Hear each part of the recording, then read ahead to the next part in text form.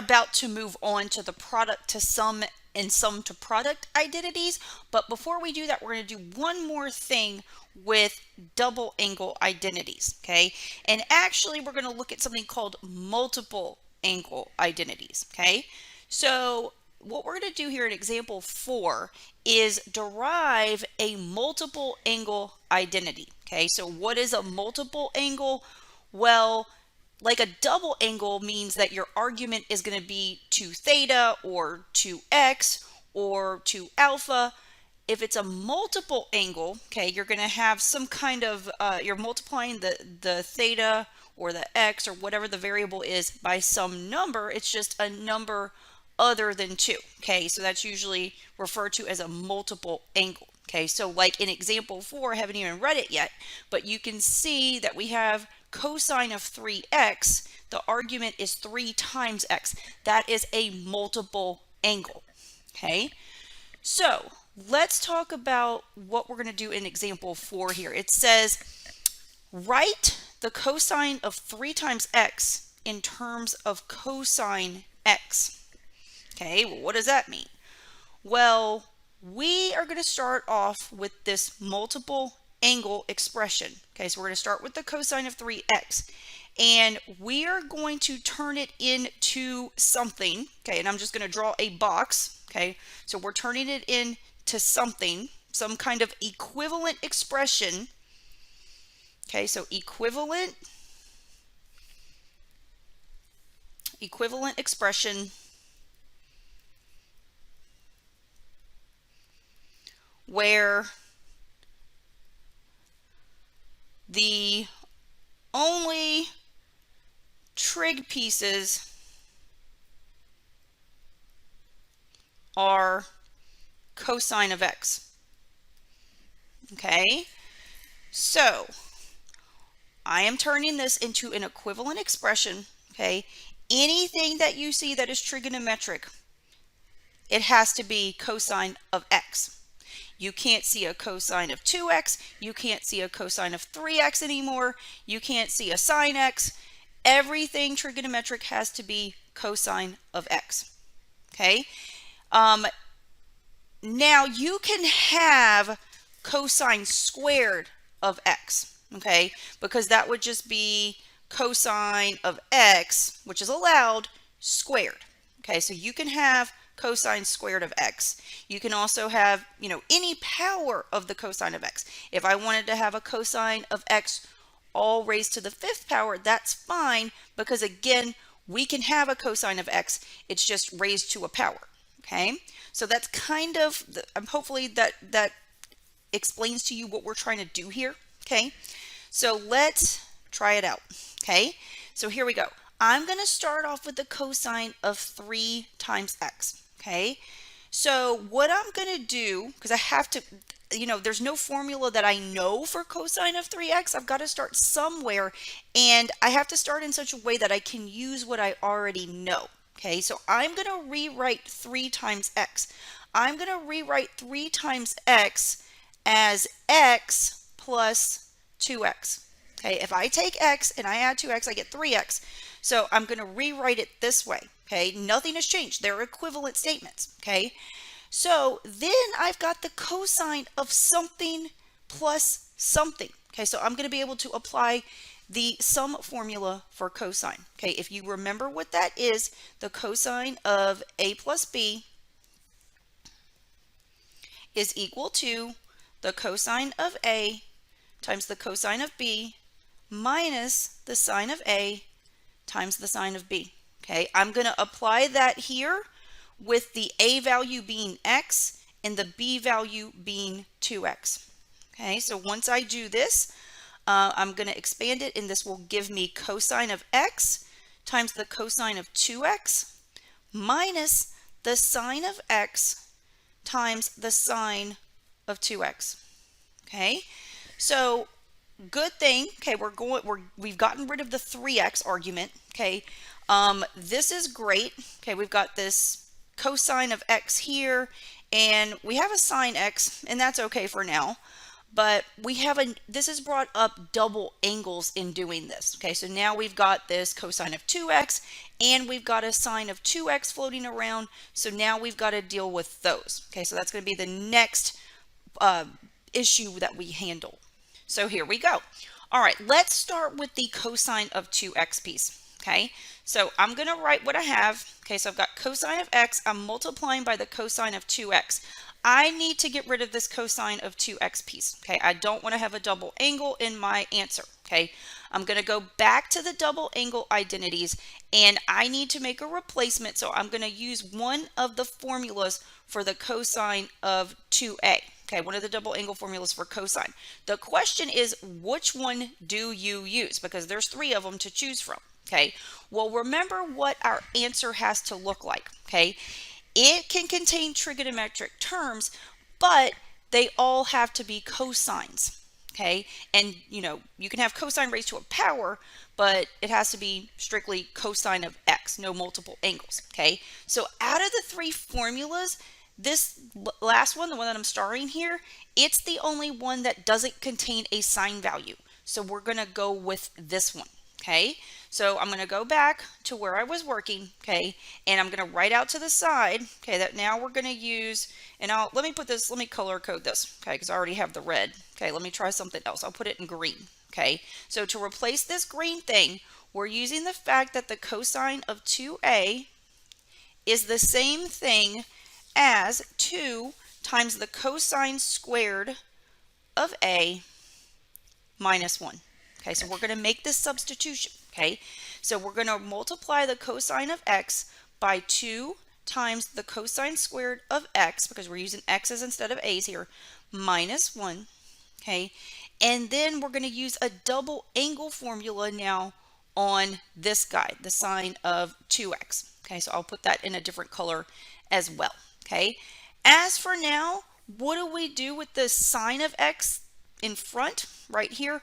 We're just going to leave it. We'll deal with it eventually, but just one thing at a time. Okay, all right, so here we go. What can we do with sine of 2x?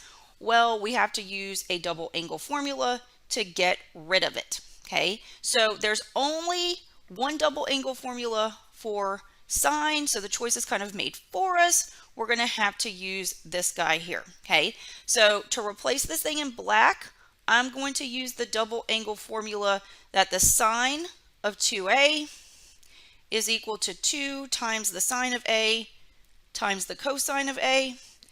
So I'm going to make this replacement. Okay, so I'm going to leave the minus sine x out front, and I'm going to multiply it by 2 times the sine of x times the cosine of x.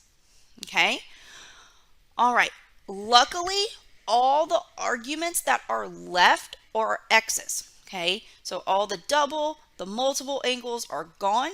Okay, our only issue right now is that we have some signs left. Okay, everything trigonometric has to be simply cosine x, or a power of cosine of x. All right, so what does your instinct tell you to do? Okay, it's a great idea to always follow your instinct. Multiply stuff out. Okay, let's do some distribution here. Okay, so I'm going to distribute the cosine x to this term into this term.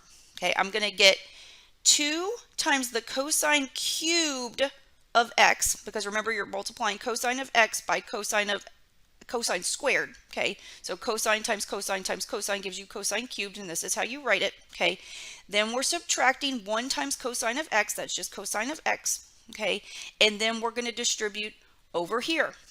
We'll distribute the sine x. Okay, all right, so we're going to get minus 2 times sine squared of x times the cosine of x. Okay, and doing this distribution is a great thing for us because we are left with sine squared of x, and we know how to get rid of a sine squared x. We can convert it in terms of a cosine squared of x. Okay, we're just going to use our Pythagorean identity. Okay, so I'll write that out here. We know that if we take sine squared x plus cosine squared of x, which is equal to 1, and we just move things around, we're going to get that the sine squared of x is equal to 1 minus cosine squared of x. Okay, and again, I'm getting this from the fact that sine squared x plus cosine squared of x is equal to 1. Okay, so I'm going to make this last substitution here, okay, and then everything will just be cosine of x or a power of cosine of x, okay? So let's keep going here. We're going to have 2 times the cosine cubed of x minus the cosine of x minus 2 times, I'm replacing sine squared x with 1 minus cosine squared of x times the cosine of x. Okay? All right, at this point, everything that is left is cosine of x or a power of cosine of x. So to finish things off, I'm going to distribute, combine like terms, and I'm done. Okay, so here we go. This is going to be 2 times the cosine cubed of x minus the cosine of x. This is where you're going to have to do the distribution, but be careful here because you're multiplying 3 things together. You've got -2 times the quantity 1 minus cosine squared of x, and then you're multiplying that by the cosine of x. So before I distribute, okay, I'm going to rearrange this cosine x over here. I'm going to make this -2 times the cosine of x times 1 minus the cosine squared of x. That way it's easier to do the distribution. It's not as confusing. And then in the next step, I'm going to go ahead and distribute the -2 cosine x through the parentheses. Okay, so I'm going to get that this is equal to 2 times the cosine cubed of x minus the cosine of x minus 2 times the cosine of x, because -2 times the cosine of x times 1 is itself. And then negative times negative will turn positive. Okay, if you multiply 2 times the cosine of x by cosine squared of x, you're going to get 2 times the cosine cubed of x. Okay, and the distribution's done. Now we just need to combine like terms. Okay, so like terms here means you can combine a cosine x with a cosine of x. You can combine a cosine squared of x with a cosine squared of x. You can combine a cosine cubed of x with a cosine cubed of x, and so on. Okay, it has to be like powers. Okay, so here we go. I see 2 times the cosine cubed of x, and then I have the same thing over here. So you have, your term is basically cosine cubed of x. You have 2 of them over here, and you have another 2 over here. So you have 4 total. So this is going to be 4 times the cosine cubed of x. And then what's left, these terms I'm underlining in red, they're both just cosine of x. I have -1 of them here. I have -2 of them here. So just add the numbers in front.